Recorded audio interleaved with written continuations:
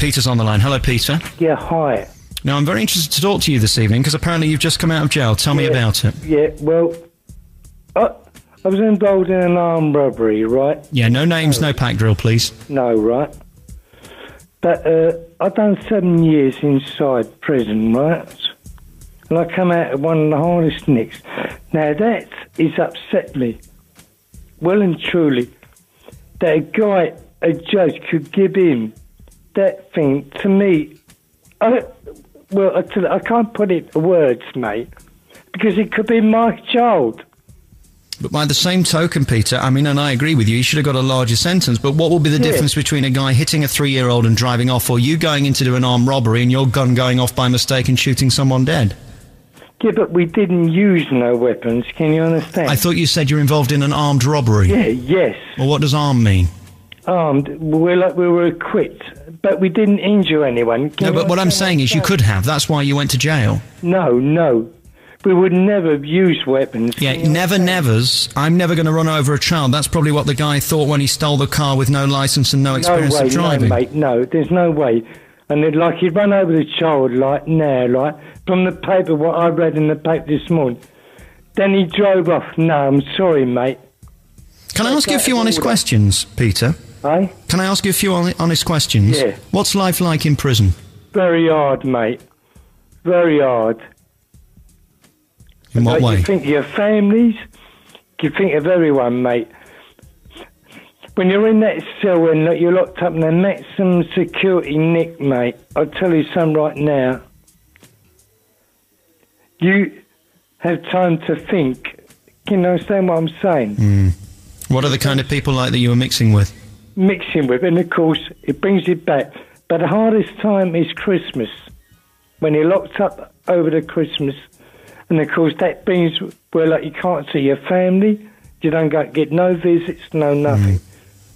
That's money. And I'm not trying to cover myself. No. Do you think you deserved it, Peter? I've done my time. Can I ask an honest question, Peter? Yeah. Do you think you deserved your time in jail? Yes.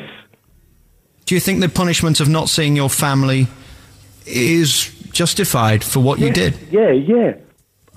So at this point then, having come out, will you ever do it again? No, mate, no way. So prison does work then? It does work, the system does work, but this guy, whoever that judge was, I'm disgusted with. How long did you do? 7 years, the whole 7 years. Because I lost remission, because I had a fight while I was in there, and there was a guy... Yeah, never mind which guy it was, we can't talk about that. No, and of course I lost my remission.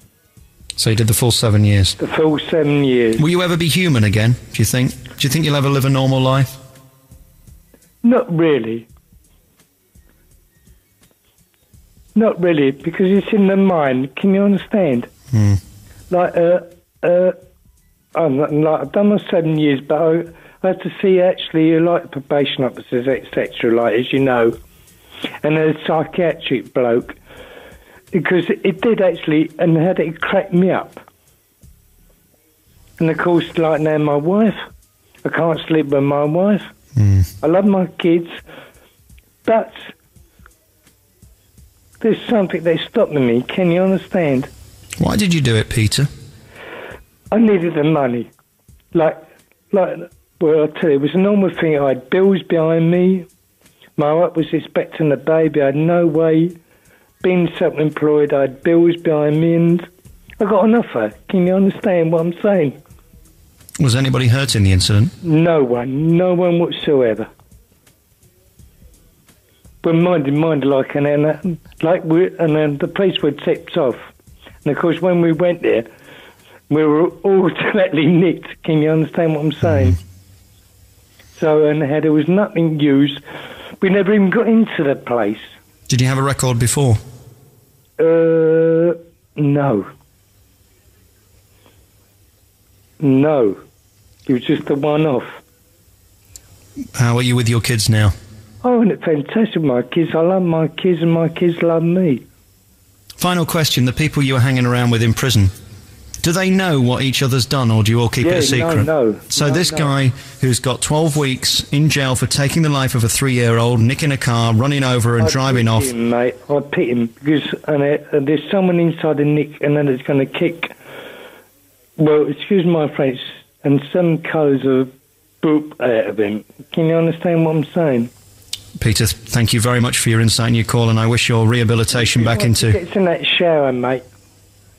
Like, that's if he lives there, mate, that long. But I reckon that it'd be under protection, like, you know, under protection, where, like, it'd be in a special unit, that he won't be with other prisoners. And can you understand what I'm saying? Peter, we have to go to a break now, but I thank you for your insight and your call, and I wish you all the best with your rehabilitation back into society, and I hope that you've learned your lesson and you can live a normal life. And I just hope I can get a job now. Good luck. I don't think you'll be finding one too soon.